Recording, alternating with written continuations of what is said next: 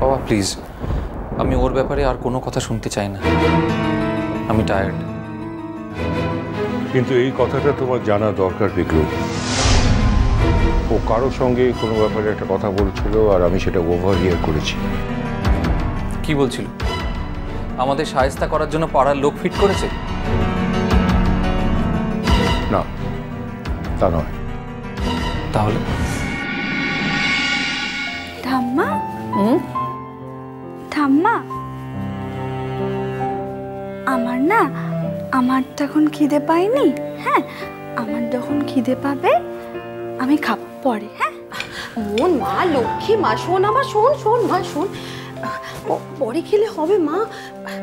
লক্ষ্মী মেয়ে আমার, ডাক্তার কত কড়া কড়া ওষুধ দিয়েছে তোকে, না খেলে শরীরটা খারাপ করবে না? ধ্রুব বলেছে না যে ঘন্টায় ঘন্টায় ভালো করে খেতে। লক্ষ্মী মেয়ে আমার, খেয়ে নে মা, নাহলে শরীর খারাপ করবে তো। খেয়ে যা, যা খাইয়ে দাও তো, খেয়ে না। এতদিন যাদের বাড়িতে ছিলি তাদের তো খালি মুখে বড় বড় কথা, তুই খেলি কি না খেলি তাতে তাদের কিছুই যায় আসে না। এইসব কথা কেন বলছো বৌমা? মেয়েটা একটু শান্ত হয়ে আছে, তোমার ভালো লাগছে না? তাছাড়া বৌদি, তুমি কিন্তু খুঁচিয়ে ঘা করছো। এখন কি এসব কথা তোলা উচিত? দেখছো তো কাল ডাক্তার দেখে আসার পর থেকে মেয়েটা কেমন ঝিমিয়ে আছে। দেখো জয়া, ওর এখন ঝিমিয়ে থাকলে চলবে না। এটা ঝিমিয়ে থাকার ব্যাপার নয়। মনের কিন্তু ভালো মন্দ এটা বুঝতে হবে।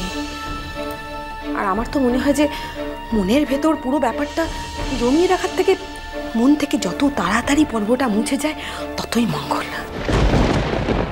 জানি না বাবা, তোমার সঙ্গে আমাদের মেলে না বৌমা। মেয়েটা খাচ্ছে, খাবার সময় ওকে একটু খেতে দাও। খাচ্ছে আর কোথায়, তখন থেকে তো স্যুপ নিয়ে দাঁড়িয়ে রয়েছে, কোনো রকমে 3 চামচ খাওয়াতে পেরেছি। এইভাবে খেলে মেয়েটা বাঁচবে কি করে জানি না। ও মুনিয়া, মা আমার শোন না, এদিকে তাকা, এনে একটুখানি খা। ও মা, এনে আচ্ছা শোন শোন, আমার কথা শোন, একদম বাটিটা ধরে না ছোটবেলার মতো চোঁ করে খেয়ে নে। দেখ বলছি না আমার ভালো লাগছে না।